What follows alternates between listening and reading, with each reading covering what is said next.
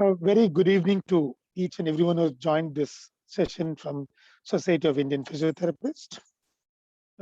Today, a group of experts from across the country have come online to interact with a vibrant community of physiotherapy in India that has actually done phenomenally well to cope up with the challenges imposed by COVID-19. We all have gone through multiple challenges, and one of the basic challenges that we've all faced is to deliver our therapy services to our patients. And one of the strategies which many of us have tried is to go virtual. Going virtual sounds very easy than actually being done. Many people have tried, many people have innovated on that. We've had a lot of challenges, and many people have done very, very well. So this panel discussion being organized by Society of Indian Physiotherapists is precisely to actually talk about this particular space. So the session is titled Tele Physiotherapy in the COVID era, Ground Realities, Challenges and Opportunities. A group of experts from CMC Ludhiana, from Bangalore, from Coimbatore and Chennai have come together. When I was actually trying to put together this particular session, we tried speaking to many people to see if they've had experiences in running telephysiotherapy sessions. Though many people have dabbled with it, we actually had a little challenge in finding people who actually done it to a reasonable duration of a time on a specific patient populations. So it's my honor to invite our panelists today. We have Dr. Ganeshan, who's a musculoskeletal physiotherapist, who is coming from Coimbatore. He's the head of physiotherapy from Ortho and Hospital. He will speak about the orthopedic domain of physical therapy practice person. Then we have Dr. Dorcas Gandhi. She's an associate professor from CMC Ludhiana. She's a young, vibrant researcher with many awards and accolades to her credit. To name a few, she's got several awards from the World Heart Federation. She's an emerging scholar with the World Heart Federation. She's also been supported by Wellcome Trust DBT grant, and she's working with Dr. Pandian and doing wonderful things for stroke rehab within our country. She also has spent a good amount of time on tele-rehab in neurological rehabilitation. And I have my colleague from MS Ramaiah Medical College and Hospital, Dr. Kirti Joshi, who specializes in pediatric physical therapy. She also works with women's health, and during this COVID pandemic, I've personally seen her actively being involved in conducting tele-rehab sessions for children with disabilities or with developmental delay. And then we have Dr. Kamalanathan Parashuraman, professor from SRM Institute, Katangolathur, Chennai. He's worked on a very niche population, geriatrics. I call that a niche population because at some point in time, when you're trying to explore tele-rehab for geriatrics, even before the pandemic, we did realize the challenges it can come on board to get them for tele-rehab for various dynamics involved in the population. So he works extensively with tele-rehabilitation. So we have them on board. I'm Dr. V. Sundar Kumar, an assistant professor of physiotherapy from Ramaiah Medical College. I'll be moderating this session, and we have eminent speakers whom I've introduced now. The focus of this session is about fourfold. What we are looking at is that the participants of this session will actually have an overview of practical experiences of therapists from different specialties. Here, we will highlight why did they go towards tele-rehab, what challenges they overcame, and how did they actually get doing it. In essence, highlighting the ground realities of tele-rehab that's happening within our space at the moment. We'll have a discussion with regard to highlighting challenges that people often face and to explain potential opportunities for tele-PT across specialties and to summarize key recommendations from current national and international guidelines on telehealth and telephysiotherapy. At the outset, I'd like to call Dr. Ganeshan to share his thoughts. He sent us a short recording to first start the proceedings. He'll come on board to speak about his experiences in a while. Dr. Ganeshan, shall I share your screen? Shall I share your recording? Yes, sir.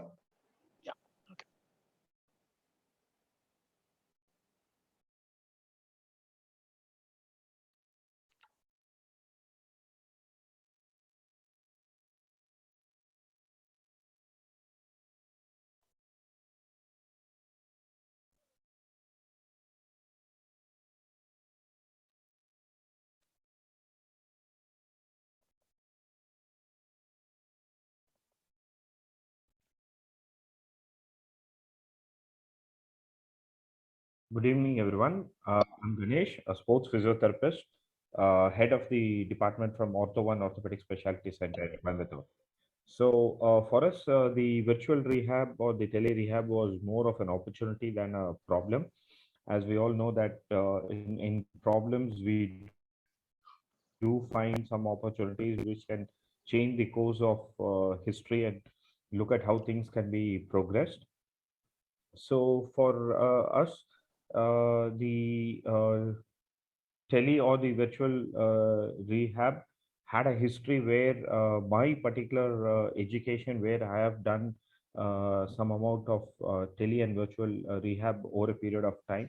And we will also know that we have started doing some education through videos or books or demonstrations, which we have already read and developed our skills over a period of time. Sometimes we have also given friendly advices to family members and friends where they ask for some suggestion and we tell them, why don't you try and do this and that. So these are also a part of our tele and virtual rehab. And mostly this tele part was a need of the hour from the patient's point of view rather than the medical profession, because the patients were stuck at the problems and they could not move out or reach out to the medical professions. So it was more of a need for them. So my stint with the tele rehab started when I was involved with the posture evaluation from my earlier days. So there we are taught how to look at the body and identify structures and look for possible ways to see what structures are tight and weak and there is faulty postures. And some of the skills which I have developed for the tele rehab were based from my Pilates based postural assessment and body reading from anatomy trains. The soft tissue and manual therapy techniques helps in one to know how to feel the tissues and then interpret it, and how you interpret when the patient says then. Exercise therapy is something where we are looking at a goal based that what we are trying to progress, whether it is the range of motion or the strength. And we all give a home program, so it was also very helpful in planning the patients to do an exercise program at home itself.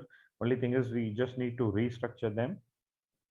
Identifying faulty pattern in the movement was another key, because we were able to see virtually the patient move and see what are the movements they can come up with those patterns and then trying to work on them. Opportunity, we were able to deliver the need for the patient at the required time. Most of our patients were the post-operative patients who were stuck, not knowing how to move in. And luckily, we did have the technology in the hand, and the patients were also able to have the technology, whether it is a simple WhatsApp video or Zoom, and a team to help execute the plan. So the team include people with the IT department who were able to help us with having access to unlimited internet in the department, having a good background to shoot our videos, and my team as such who are prepared to get into this opportunity. The challenges were with the technology and the communication. So the technology part was taken care of initially, but the patient communication was very difficult. A lot of them did not know about the etiquettes of using a telephone or a video call. People did not know how to use the camera or how to place it. So that was a big challenge in the initial phases. Documents retrieval, that means our patients were having a file or they had some x-rays or some reports. So most of the time patient did not keep it in their hand, they just call up and tell, I just did this or I was done that. So we had to wait for the patient to get the appropriate document and then use them. Sometimes patients did not give us a proper video. Their videos were very shabby, or it does not focus on the part. A lot of the time when we are looking at the knee, the patient just shows only the knee and not the entire body what we wanted to see. So that were all challenges. Our patients were mostly orthopedic patients, where it was post-operative patients, particularly of the shoulder and knee. We did have few trauma patients and few TKR patients.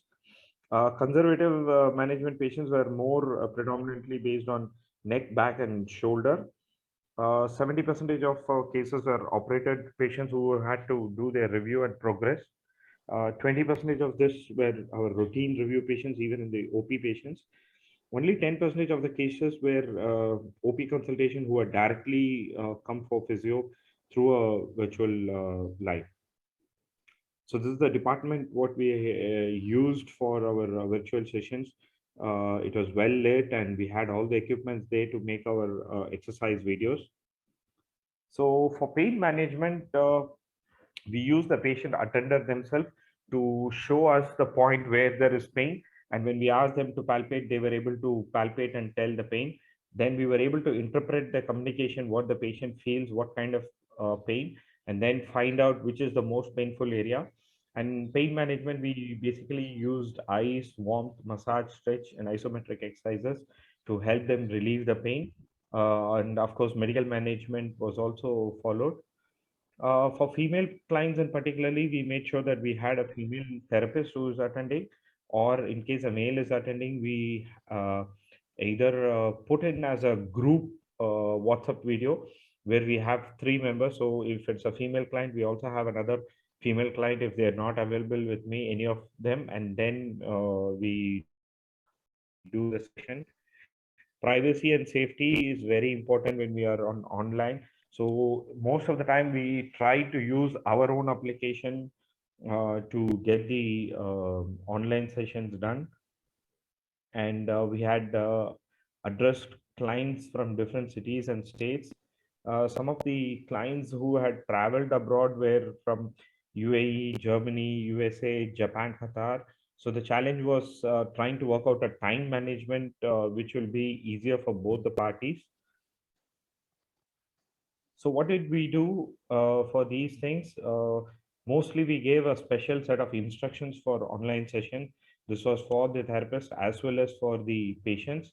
A tablet or a computer was preferred rather than a mobile phone. Application, mostly it was Zoom and WhatsApp video. The first thing we ask the patient to send us a video of their problem. If it is a movement based or if it is a surgery patient, we know what are the exercises already has been given, and patients send us those videos. So once we see those videos and go through their documents, and then we plan for a session which will be executed. And the sessions were basically where we ask the patient to do those movements and analyze them on how it has to be or how it does affect their pain or the restriction. And then we ask them to perform certain exercises and see whether it's working or not. And then later we make a video of those exercises and send this to the patient, and we tell the patient to see the forward. So this is our online session. So in the right, if you see, most of the time we needed 2 people to have one person to hold it and show the exercises. Another way is to use the mirror itself, where you can use the mirror to communicate your performing the exercises and showing it to the patient. So it can take off one person off, and a single person can still do the session very much. So with every problem, there is a way for an opportunity, and this is one what we look at as an opportunity. Yes, any day treating the patient hands-on is the thing, but when the problem arises of this magnitude and the patient needs to be helped, yes, that's the best opportunity. The goals are to be defined when you're doing a virtual rehab. We cannot expect the results how we expect when we see the patient, assess, and then make them perform. So this has to be informed prior to the patient, how we can expect the progression. Patient privacy and therapist privacy of the primary concern that has to be taken care by the management, and documentation has to be done for this online sessions also, which will be mandatory for any medical management. So thank you for this opportunity and looking forward. Thank you, Ganesh. I think that was quite extensive within the short period of time. I think you covered how did you start, what methods did you adapt, and what challenges did you anticipate. Wonderful. I have a couple of questions, but I'll come back to you after we get other panelists on board. And I'm going to invite Dr. Dorcas Gandhi to come and share her experience in working with neuro rehab. Yeah, thank you, Dr. Sundar. Hello, everyone. I'm Dorcas Gandhi. I'm an associate professor in CMC Ludhiana. And like Dr. Sundar has already mentioned, my main field of interest and specialty is neurological rehabilitation, focused on stroke, Parkinson's, and neuromuscular disorders. So under the subheadings that was provided to us, I'll just start off with why we chose to change to tele physiotherapy initially. This happened much before COVID, in fact. The state that I work in is Punjab, and we do not have a lot of awareness here in terms of patients knowing about the need for prolonged rehabilitation, especially after neurological conditions. So the initial reluctance that patients face, that was one of our major driving factors, where we began interacting with them after their discharge through WhatsApp calls, through normal calls, to see how they're doing, simple follow-ups. But then, of course, like many of us know, COVID did bring a lot of change. The pandemic definitely brought in the actual necessity to be there on ground, remotely supervise the patients and see how they're doing. The other additional advantage and need that we felt was because of this project that our institution does with the World Health Organization, where we are volunteering in 4 different countries in Southeast Asia, namely Bhutan, Timor-Leste, Myanmar. Now 2 more countries have been added, Sri Lanka and Nepal, where we are actually building capacity for stroke physiotherapists, occupational therapists, and some medical staff through a multidisciplinary team in our organization. So we are building capacity there through a telemedicine platform, which includes telephysiotherapy as well. So that is how we came into the field of telephysiotherapy in our institution. In respect to the platforms that we used, we, with an IT team, we developed a telemedicine platform. It's an online website. I'll quickly share my screen to show you that. There you go. So this is a website of our institution, and you have a list of doctors here. I've just put in my name here so that you can see of how patients can access us and book online mode. This is a paid version. However, all those patients who were admitted in our Department of Neurology did get free sessions after they were discharged through WhatsApp calls and WhatsApp messages. So it is important for us to remember that in our institution, we did not have live demonstrations, but we have something called as a central repository of exercise videos, especially developed for stroke. And now we are working on Parkinson's and neuromuscular disorders for adult patients.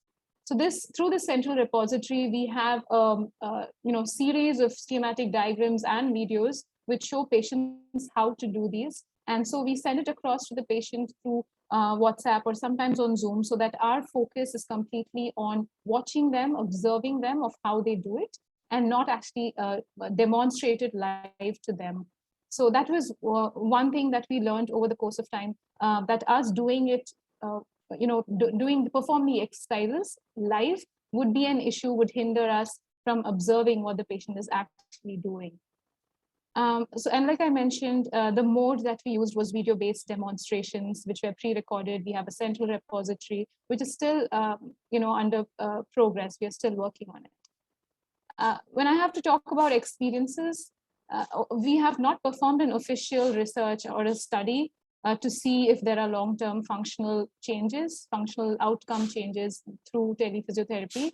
But we did notice that the length of supervision time with the patients have increased. And if all of you have heard of the ATTEND trial, again, the coordinating center for whole of India was our center in Ludhiana. And we had 14 hospitals across India who were recruited patients under this trial, and which proved that even 2 months of prolonged supervision after stroke and any kind of UMN condition, in fact, is not sufficient to provide changes on MRS scale and some of the functional scales. So keeping that in mind, this mode of physiotherapy helped us improve the length of supervision that we could provide to the patients, which also helped in them adhering to the protocols that we had given to them. The improved adherence that we saw was not only in case of stroke, but also Parkinson's and specifically GBS. There was an interesting case of a border security force personnel who came to us, who used to, work with guns and machine guns and things like that. And he came to us without the ability to even come onto quadruped or turn on his own on the bed. And that was a really distressing case. And there was a lot of emotional and cognitive involvement right from the patient side as well, although it was an element condition. But through 2 months of in-hospital rehabilitation, moving on to WhatsApp-based supervised sessions for over 8 months during the COVID time, we finally got a video from the patient of him walking, definitely with a little bit of waddling and Trendelberg sign, but then he was walking on his own. So there are success stories. This is just one that I've shared through Tele Physiotherapy at our center. We definitely saw the needs of family assistance here, especially in neurological cases. There had to be at least 1 or 2 caregivers, a significant free area that the patient could walk around and show us of his current functional capacity so that we could design the exercises based on his functional status. Internet literacy and good connectivity, we will be discussing about it later, so I won't go into the details there. Challenges numerous. We will, again, I think we will be discussing future in the coming period of time, but then I'd just like to highlight a few things. The one advantage that we have was most of these patients were with us before in the inpatient ward. So we did have at least 1 or 2 sessions of baseline assessment where we saw the patient in person, touched and assessed the patient. So once they were discharged, we did have an idea of who they are, and what their capabilities are. But when it came to progressing exercises, it was all patient reported measures that we used, which was kind of a disadvantage. We did see the movement quality, their functional activities that they were involved in, observe them, and only then were we able to give them a protocol, which is not very reliable as in, as scales that give you quantitative and qualitative outcomes when you treat them or assess them in person. So that was one major challenge that we faced. Apart from which, the one-on-one session, most of the neurological cases that we saw were all one-on-one sessions. There are examples where telephysio was provided as group sessions. One good example is the Parkinson's Society of India, where my interactions with one Dr. Nicole D'Souza in Bombay, where she treats more than 50 to 60 patients at one time on a Zoom session. So it's more like a generalized group therapy session, which is also very important for patients to interact with each other. So those things do happen. But for cases like stroke, like GBS, who need individualized plan, the one-on-one sessions took a lot of time. And that was one of the other big challenges that we faced. Talking about opportunities, I'll keep it short. The one good thing that we really did was the ability to create a network. And that happened for us here. The local physiotherapists, even during COVID time, we had 1 or 2 who visited the non-containment zones. So we created sort of a network in different regions of our city. Of course, we didn't move into the rural areas during that time. Now it's a little more relaxed, and so we do that. So we have built a good network across the Ludhiana, our district, where we cross-refer patients, and patients have at least 1 or 2 sessions of in-person interaction with the physiotherapist, which helps us decide tailor-made, customized treatments to practice during the telephysiotherapy sessions. So I'm open for questions. There is so much more. There are national and international clinical practice guidelines for telephysiotherapy that are coming out. We as a group are working on one particular tele-rehabilitation guideline, which will come out soon in International Journal of Stroke. So hoping to do a lot. It definitely cannot replace in-person physical therapy sessions, but it is the need of the hour, like Dr. Ganeshan also pointed out. So I hope all of us are aware and build capacity among each other to do this. Thank you. Thank you, Dr. Dorcas Gandhi. I think you've been very succinct. You covered key points what we wanted to take forward for discussion. I do agree that the scope of tele-rehab is quite vast, and that too across specialities. We're not going to be covering that within 20 sessions. So we are seeing this as a sensitization session so that we can take up important components to work during the conference that's coming up for SIP in January. I'll come back to you with some specific questions. I'll move on to our colleague, Dr. Kirti Joshi. Kirti, I would like you to come on board. I'll just put you on spotlight. Sure. Why don't you share your experience of working with children? I think it's a very different ballgame, especially working with children with developmental disabilities. How did you cope up with that? Yes, thank you, Sundar, for the opportunity to share our experience on this. And it's very fascinating to listen to so many experiences from all around India. Though I work both in the area of pediatric and women's health, for today I'm sharing my experience mainly with the pediatric population, and since that's what we explored more during this pandemic. And our area mainly involves in working with pediatric patients. We work right from high risk follow-up to disease population, and then also health promotion. So this because there were so many frequent lockdowns and COVID waves, and the first time it just took us without any preparation. So we were a little lost in the first lockdown. We just didn't know. We just kept waiting. But what we did try during that time was to try to put in videos which were generic videos, like Dr. Dorcas just mentioned that they have a repository of videos that they are able to share with patients, and we kind of made up videos for the population which was less than 1 year of age, and then little older children, and hand activities and things like that, and we shared it. But then there was no feedback on them, and we couldn't individually look at what was the impact, how were they helpful, etc. So there was it was a one-way kind of a communication from our end, I feel. And then we also found that there was a lot of discontinuity, loss to follow up of many patients. So we had to devise some way of keeping this two-way, this way of communication open both ways, where they could also ask us and have some kind of interaction. So there were a lot of pre-consultations initially. There was a lot of use of WhatsApp videos to and fro, etc. But then again, it led to, in spite of that, a lot of loss to follow up, because I guess some of them got used to the free consultations and then didn't want to come to the hospital anymore. And so that was again, we felt that this is not going to work and it needs to get more formal. Also the problem of documentation, because we stress upon that a lot, because it's a continuum of care where pediatric developmental issues are concerned. It's not a one time, or it's not a 1 week affair. You have to follow them up over a period of months and years. So the documentation is also important. So just having WhatsApp conversations and just videos there was not really serving the purpose.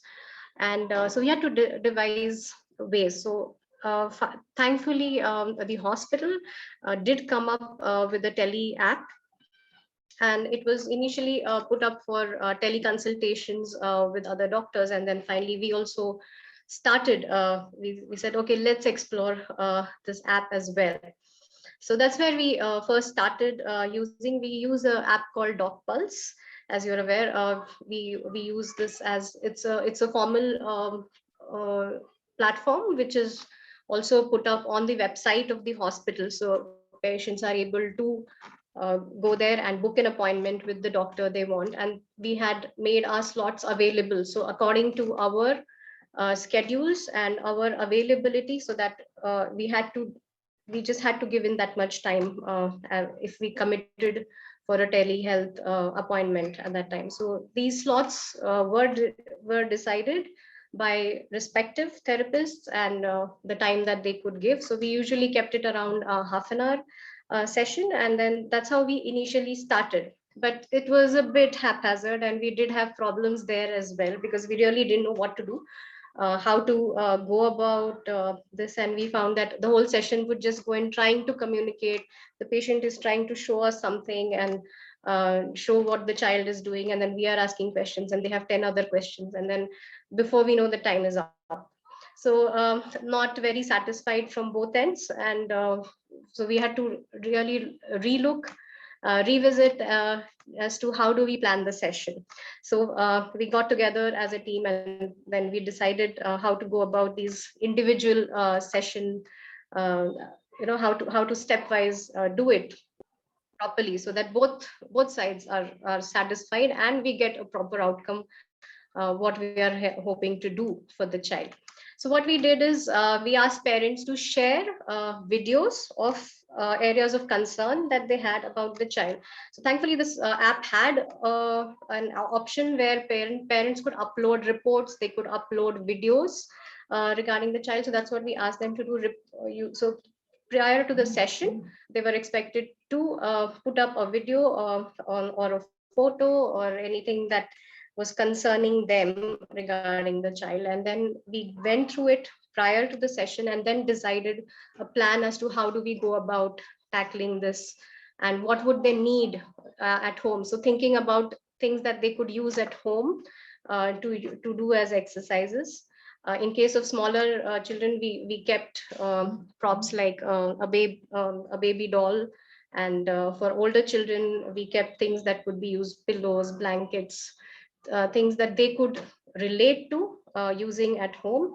And our whole team got together, and we had our postgraduates who were there to demonstrate the exercises while I taught them through the session.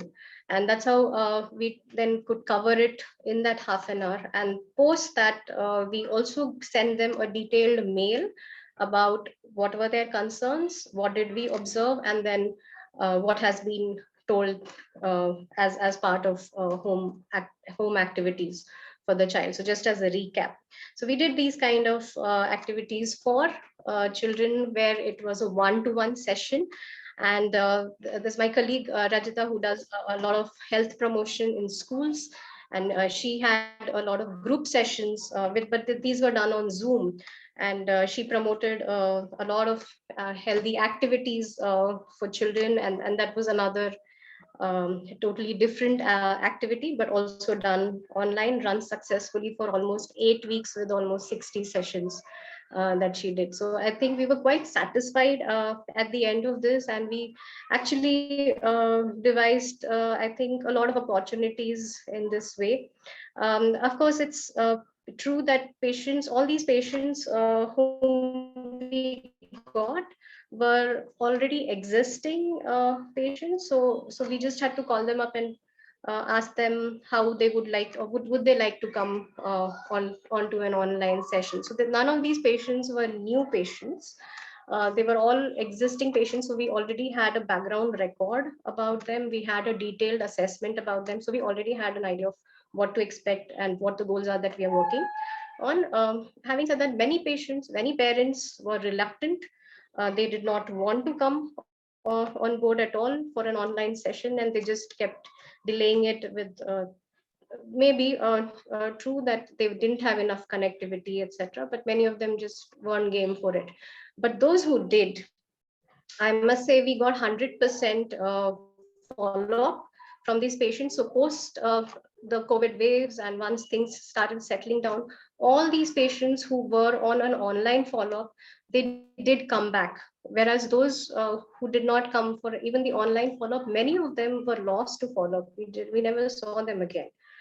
So I think it was a good way to keep connected, and showing that how we are able to have a continuum of care for them in spite of all the challenges that were present.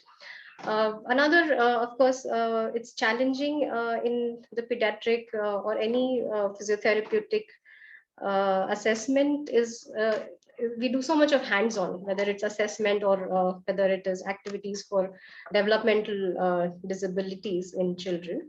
But we had to go for more of observational assessments or parent answered questionnaires, and then take things from there.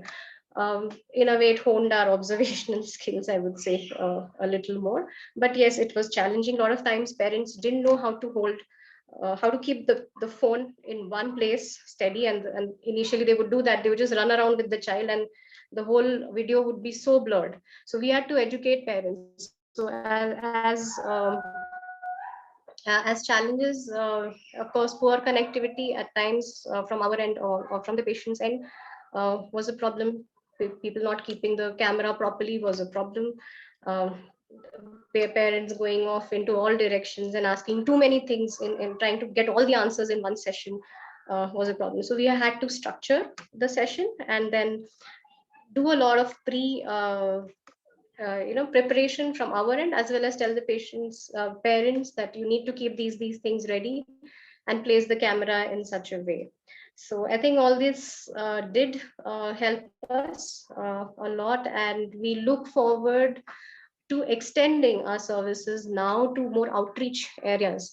So probably, I think as an opportunity, we would see a growth in follow-up of patients who were earlier placed very far and to distant rural areas, and they were unable to come for follow-up. And I think now, if there is a good enough connectivity that is available, I think we are now better equipped and better experienced to cater to that population as well. Thank you so much, Kirti. I think as each one of you have highlighted very different facets, it also says that how unique each of our experience has been. Though there are some common threads we see across, but based on the patient populations, what we see, there are a lot of uniqueness that comes on board. Thank you. I'll come back to you with 2 questions specifically. I'll get Kamal on board. Kamalanathan has been working with geriatrics, so I'm looking forward to his experience. Kamal, can you please switch on your video? So, I would yeah, like.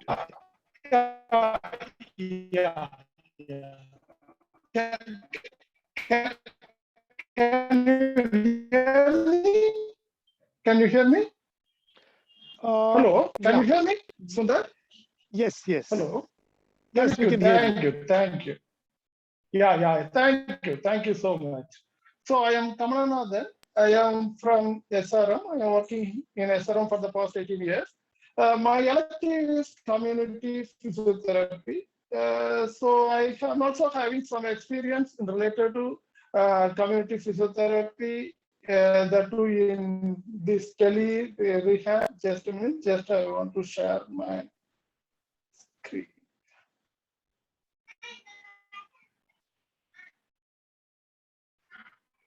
So I am also having some personal experience in related to this real-time geriatric telephysiotherapy.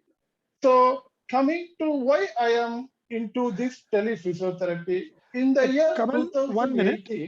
Kamal, would you like to put it on a slideshow mode? Because all the slides are visible in one. Maybe I'm able activate to, this. but since it is in mobile, I'm not able to do that. Is it possible to? No, there's one. By your, is it possible from share my screen from your side? No, I won't be able to do that. I won't be able to do that now. It's okay. You go ahead with your screen. We'll see. Yeah. Okay.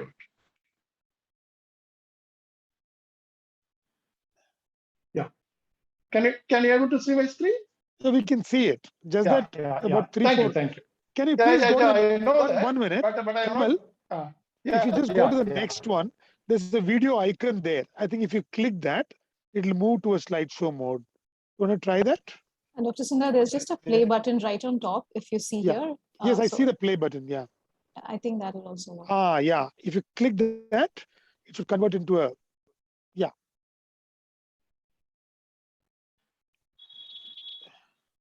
Okay. Oh, great. Is it okay now? Yeah. So, So I'm also having some personal experience towards this real-time geriatric telephysiotherapy.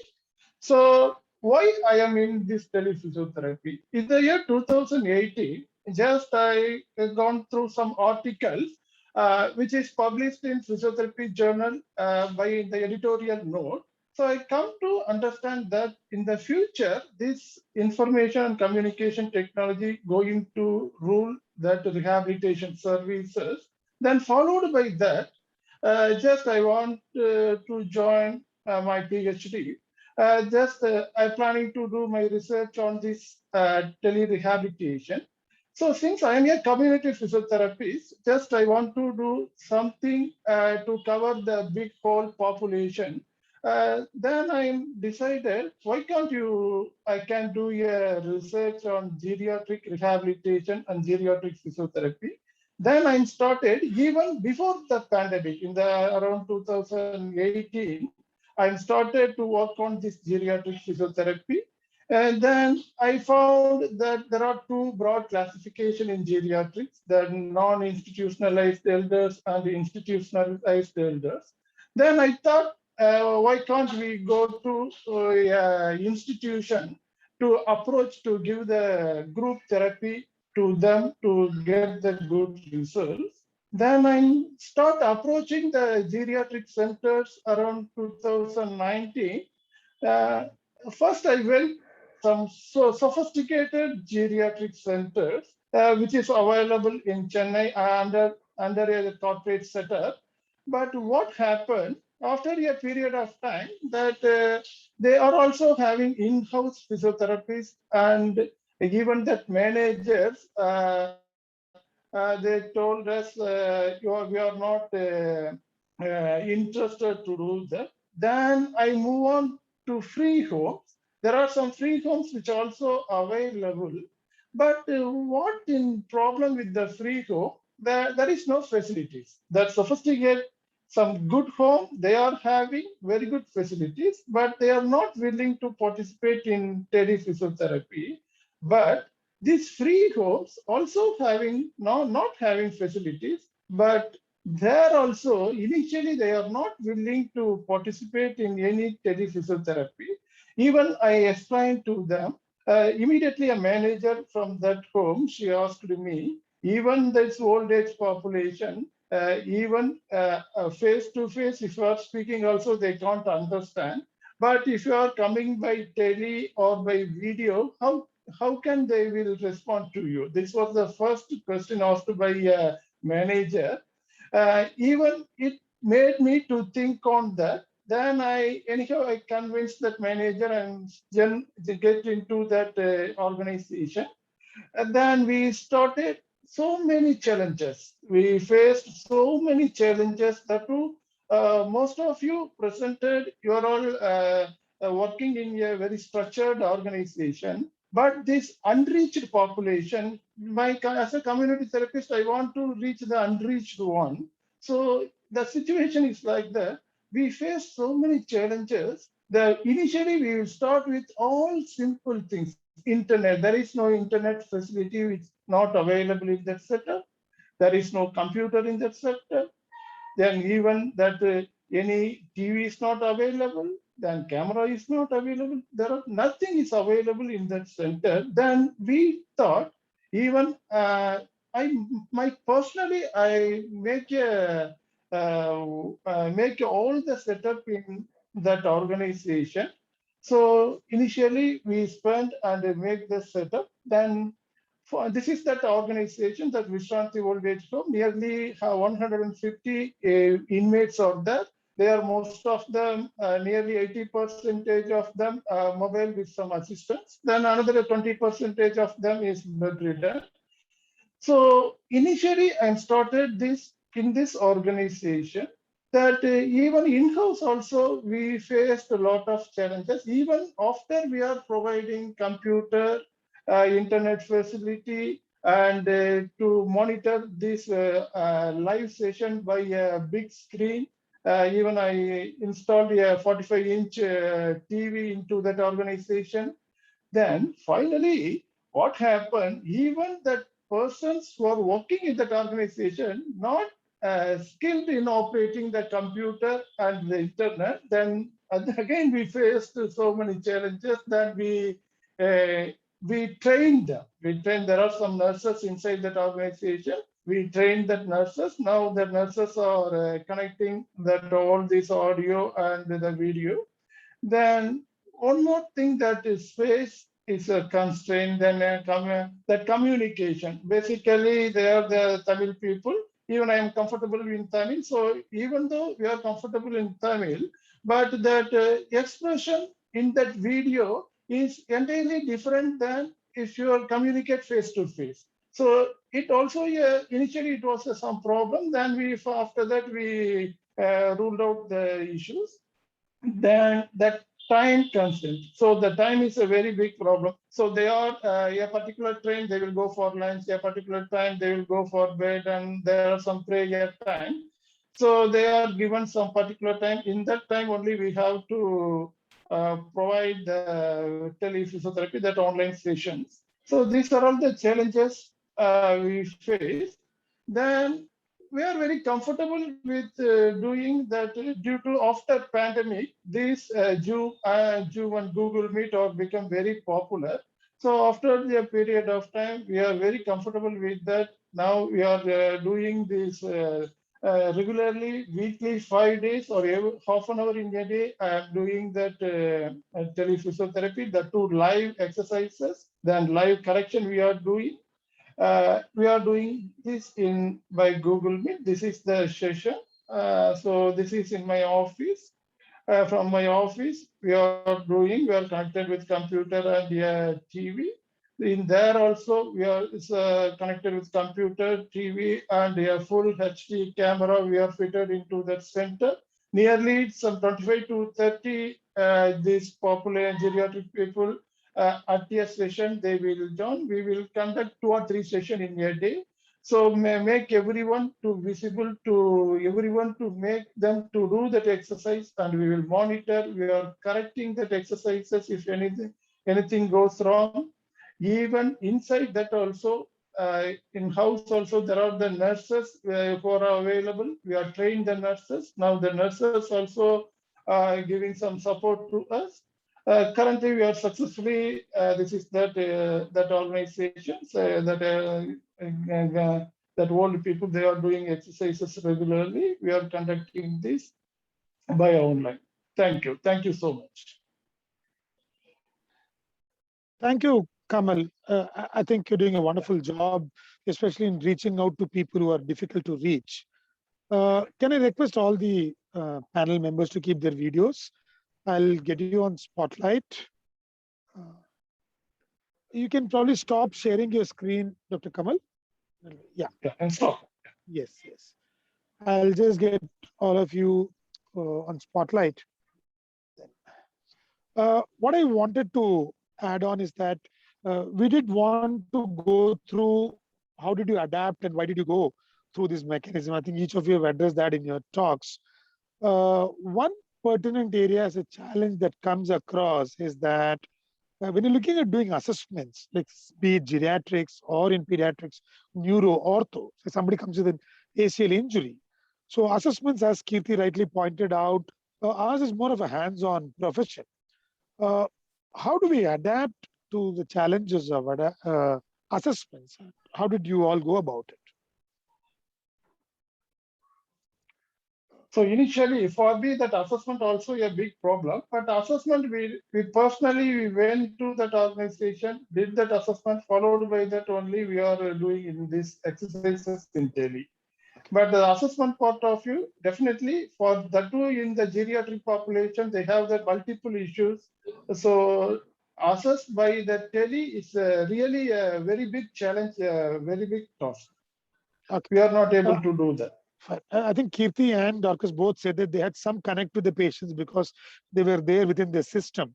But maybe in an MSK, the challenge is it's likely that we see more new patients because of acute nature of the problems. Ganesh, how are your thoughts on assessments with regard to orthopedic conditions? Ganesh, you'll have to unmute yourself. The first thing is I would like to say from the post-operative patient. So in the post-operative patients, we have a timeline. You know, the rehab we divide by 2 factors. One is time and target. So if I need to look at bone healing, I need 2 months time. And if my target is to get a range of motion, it will be planned that he should have this much range at this duration. So when we see the first visit of the patient on tele, we first take into consideration the duration and what kind of a procedure was done, and whether he is able to do that particular range or not. Now, looking for strength, we use more of the functional tests. So I would like to see whether he can do a squat, then whether he can do a single leg squat with support or without support. So that will give me a idea about what kind of a strength capacity he is having. So based on that, I use my evaluation skills to plan the progression of the exercises or modification, and then give him a timeline saying, okay, this is the duration we are going to look for you to achieve this target, and then you progress on that. Kirti, any thoughts from your side on assessments? Yeah, so like I mentioned, we used a lot of parent reported questionnaires like the ages and stages, where we were looking at developmental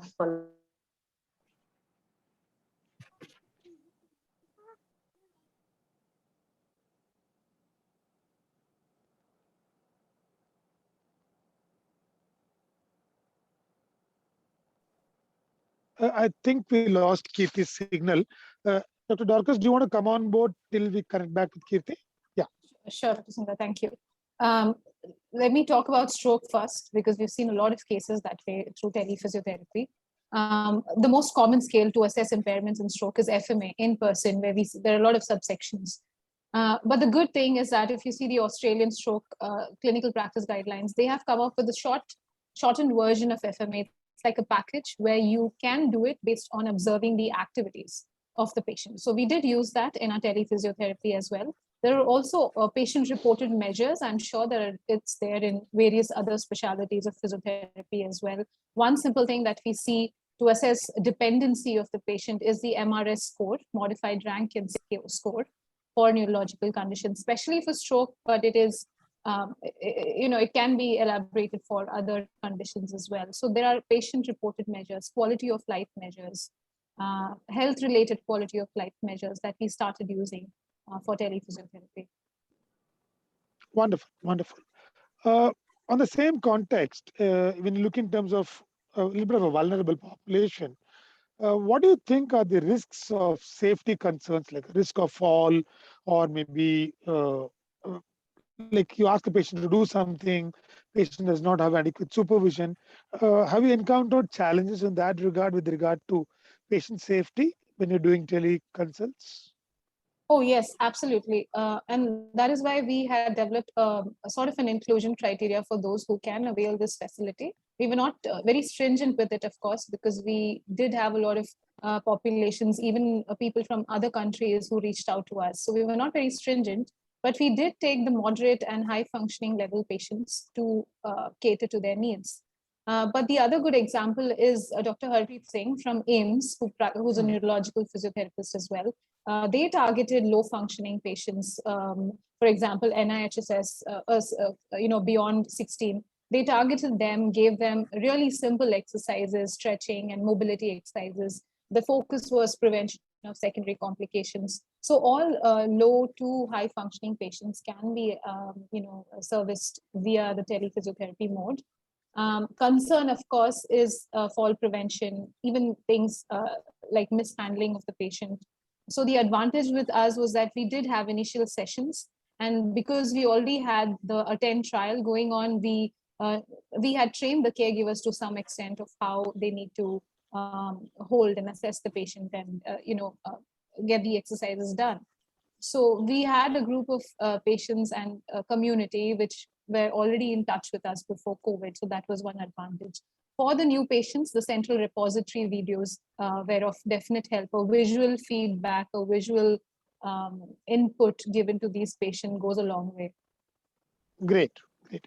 Dr. Kamal, any concerns from your side? What I look at is when you're working with elderly population who probably are not that tech savvy, and especially reach to people in communities, how difficult was it to actually get them to understand what you're trying to show? I do understand you spoke about difficulties in getting permissions, setting up different facilities, but with the patients or with elderly, how difficult was it for them to understand exercises and do it within the safety limits? Yeah. So initially, what we did, initially 2 or 3 sessions, I went there. Personally, I want to interact to that all the participants, then give that knowledge about what I'm going to do, how we are going to do that process. Then after getting, I think nearly 4 to 5 times I went to that center. I get a good rapport with that all that inmates. Then one day I was with them in the June meeting. Then followed by that, I'm giving the instructions. They're easy to adopt that. Since already they're known to me, they can see my face. Then they will start doing that.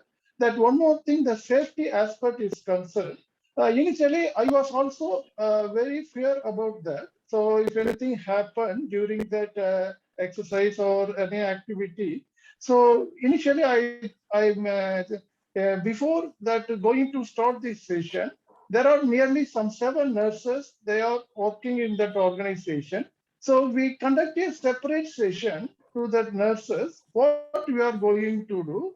If anything happen during that activity, how they have to support them. These are all the knowledges separately I provided that nurses. Then our nurses also gain some information about what we are doing. Then on every station, there will be some nurses around that geriatric population. If anybody missed out any balance or anything, then immediately they will help them. So this is what I am doing Great, regarding this. Yeah. great.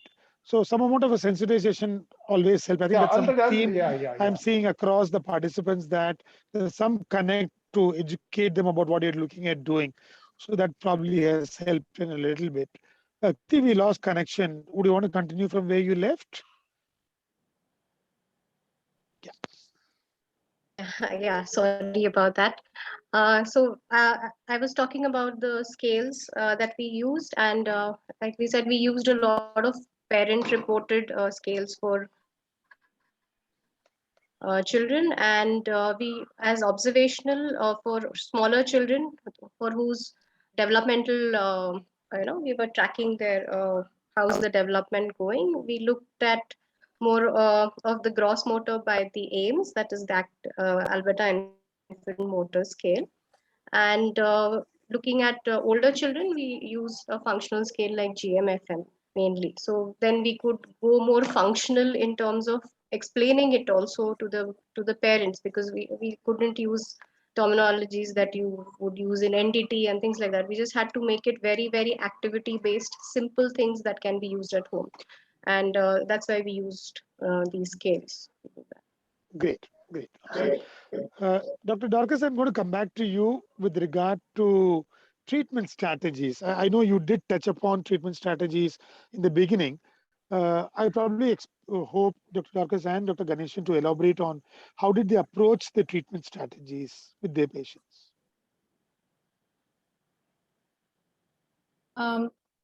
So in our institute, we have kind of moved on to using only evidence-based approaches. We are not, I mean, it is a holistic approach. Of course, we do use other approaches like NDT and Brainstorm, PNF. We do use that, but that is more useful when we are in person with the patient, where our placement of the hand, the control points are easy to understand.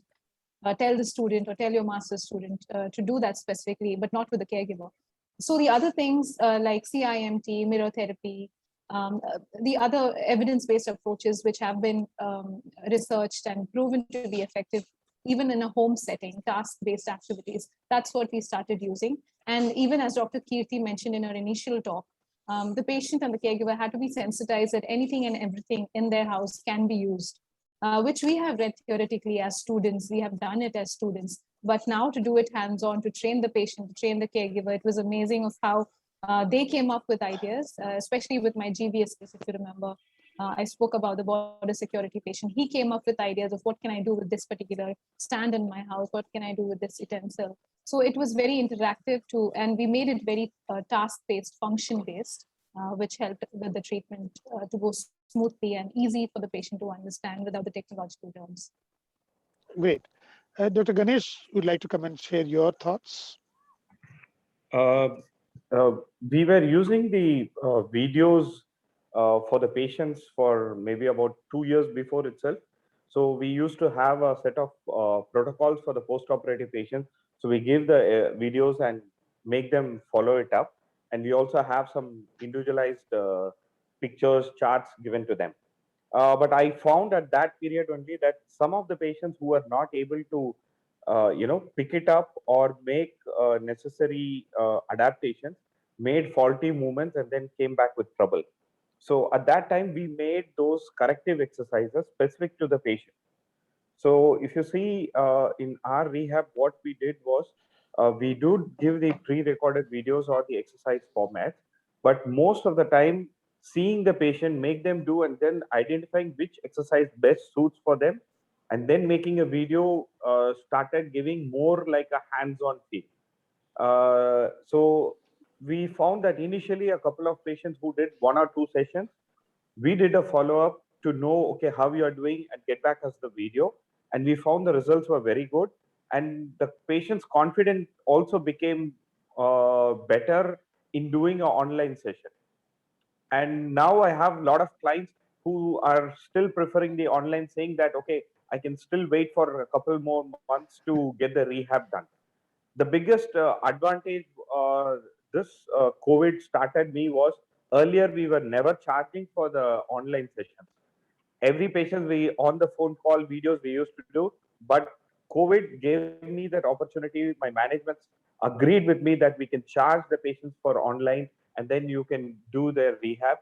Uh, some of the ACL patients who had done their rehab wanted to play and they were in abroad, and I did an online session doing all the functional tests, their back to sports fitness test online, recorded it, and then showed it to my surgeon and told my verdict. And they were very happy, saying that, okay, now you can take it to the next level and implement this rehab on all the patients.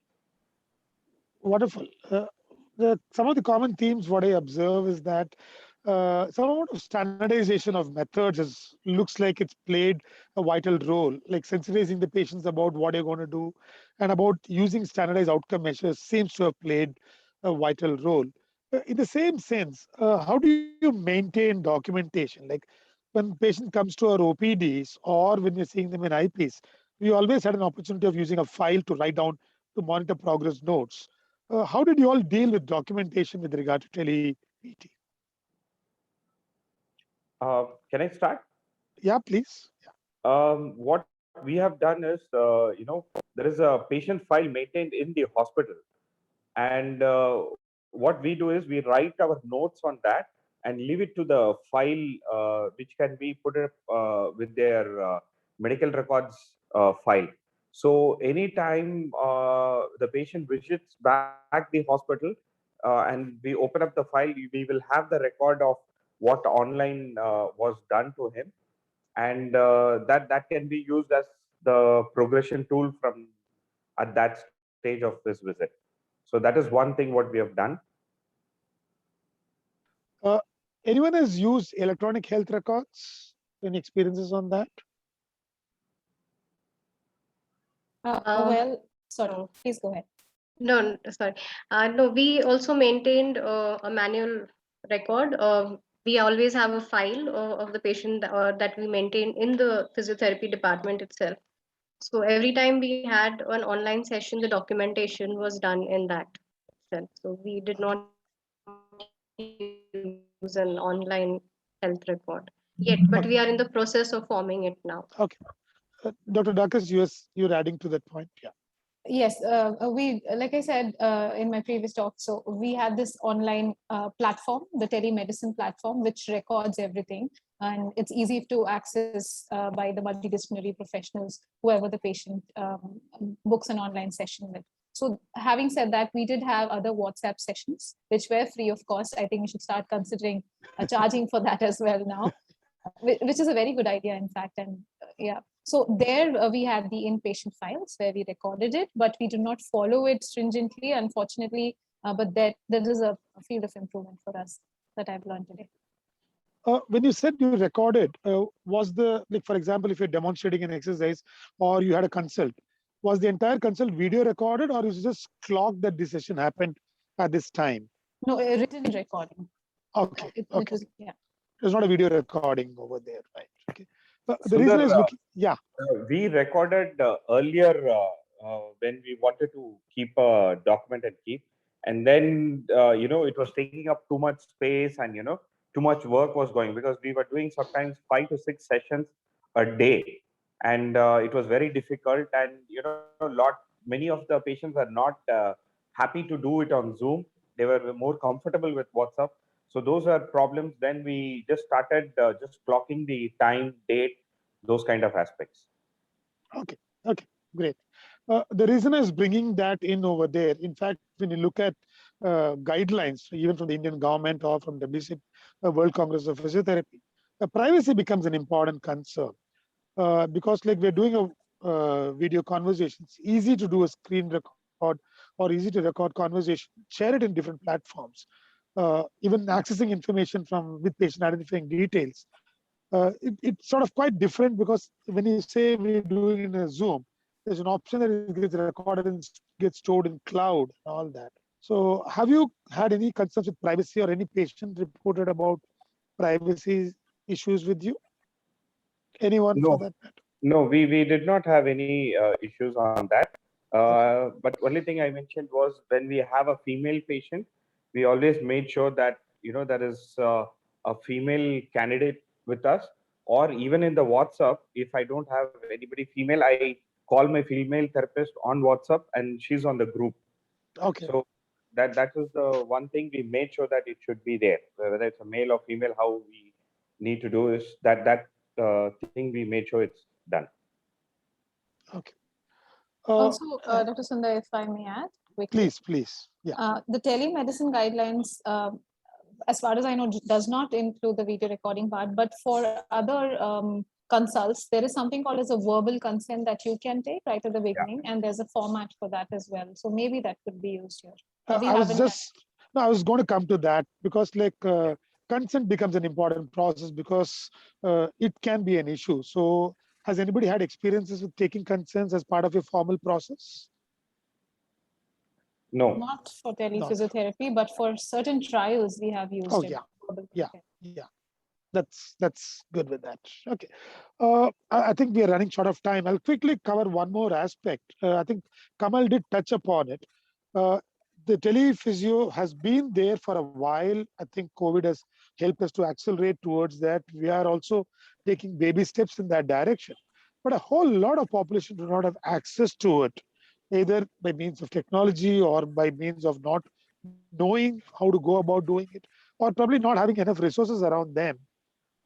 Any thoughts on that in terms of the proportion of people we get to reach using tele-rehab, telephysio? Yeah, definitely.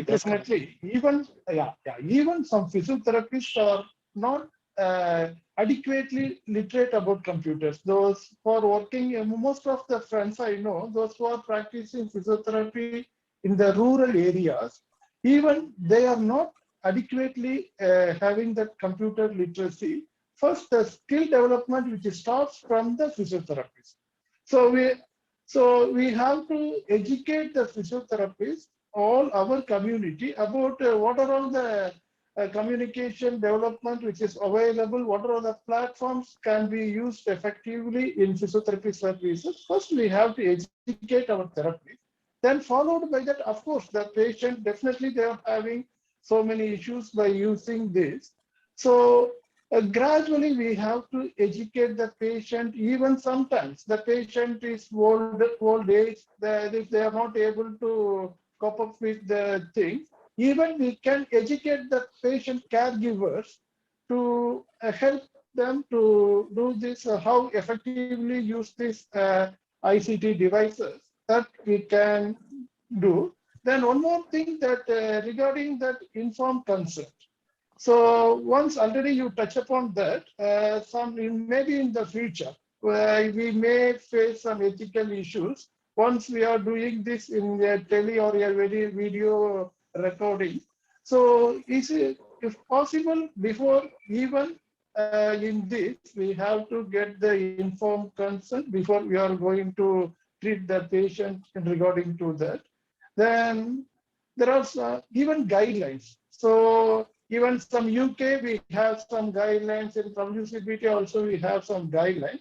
But that Indian government or the state physiotherapy council, if they are providing any guidelines, it will be help us to effectively go about this telephysiotherapy in the future.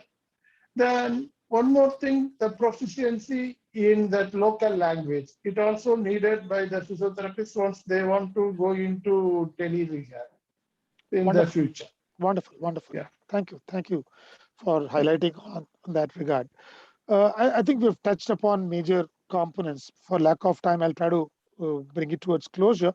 Before closure, there are two thoughts that comes into my mind. We do recognize that it's an emerging area. It has opened up a lot of opportunities for us as a community to move forward in this direction. I probably ask each of you your thoughts, a quick, maybe a short thought on that. What do you think should be the most important step to take for us to build on our capabilities on telephysiotherapy? Ganeshan, I'll start with you. I think it is a door where we can tap into another market. But the interesting thing, what I noticed in the last 3 months, and what I've heard from my other colleagues, is in my hospital also, it's been only 10% of patients who are new patients. Rest of the patients are all my own patients who are followed up. So I still don't understand if it is going to be an opportunity and a market. Why is it not flowing, in a good way, or it's not opening up as such? So I think it's also going to be patients trust based. They know the particular person, they have been with him, or they trust that the process what we do, and they are coming up and they understand the tele medicine process. Probably that is one challenge. We have to break that barrier. We have opened the door, but it's not fully open up and letting a good flow. So that is something we need to start working on. And as each individual physios open up, I think it's going to help them in the pandemic and in the future. This can be one separate subject where we will think of incorporating this in the education itself, what to look into telemedicine. I think that's a good point about trying to integrate within our education system about the importance of tele-PT. Kirti, your thoughts? Yes, I agree with Ganeshan sir about this, but I think it's also about creating that awareness. Like you said, if the patient knows you, they trust you better. So going online and giving a lot of these educational or awareness talks, which would be readily available for patients, so that they've seen you enough number of times, I think could be one way of breaking this barrier. I think probably that is something that we could look at. Dr. Dorcas? Yeah, I just had two things in mind when you asked that question. The first thing is it is an opportunity for us to improve our observation skills. We have relied so much on quantitative measures, on direct hands-on assessment, that we have fallen short in patient-reported outcomes, which is a benefit in many ways. We get to understand what their issues are exactly in their own terms. So observatory skills, online skills of assessment is something very important that we need to learn, equip ourselves as. The second thing is tele-rehab, tele-physio is here to stay. The one issue that we face through the online telemedicine platform in our institution is that if they wanted to meet different specialities like PT, OT, SLT, they had to book multiple online sessions with that particular therapist and a neurologist, which increases the cost. So probably we didn't have many other patients coming for that reason. Having said that, one solution could be what Dr. Harpreet follows in AIMS. A group of them sit together and have one single session. It may get confusing, but equipping ourselves, getting ourselves out of our comfort zone is what is needed. Wonderful. Dr. Kamal, final thoughts from you? So education. So we have to simultaneously, we have to educate ourselves, then we have to educate the community and caregivers. Once that education about this tele physiotherapy or telemedicine, then only after getting adequate education only they will accept for this. So anyhow, we have to educate the population. That is the final message. We have to educate ourselves as well as the population. Wonderful. I really like what Dr. Kamal says about the need for improving capacity building within our own space. I can say that with a little bit of research, what we have done, I'm working with one of our collaborators and a former student, where we actually explored the extent to which physiotherapists use social media to educate patients about. We're looking at it in the context of e-health literacy. We are actually looking for the usage of the term physiotherapy in Instagram posts and in other social media. To our surprise, it's not the PTs who are actually very popular speaking about what we're actually doing. We probably are only addressing, when you use social media like these PTs as a community, we're probably only engaging with our professional groups. We probably are not engaging with patient groups and general public at large to a great extent. And probably that's also acting as a barrier for new patients to walk in and access physiotherapy services. We have influencers from Instagram, YouTubers. They're all doing very well in other areas. But within health domain, we probably have not pitched ourselves adequately to come onto that platform to make ourselves a little more visible is what we feel. Before I give concluding remarks, I do know we have a reasonable number of participants. We are open to quick questions if from participants in case you have any questions to ask. You can choose it to ask to any particular panelist, or you want to ask as a general, we are good to go with that.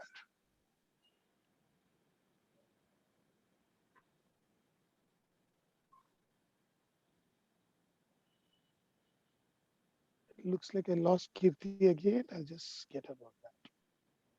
Okay, if there are no questions, I think I'd like to conclude. Before concluding, Dr. Nitesh wanted to share a few words. Once he says that, I'll give the concluding statement for this. That's okay. Yeah.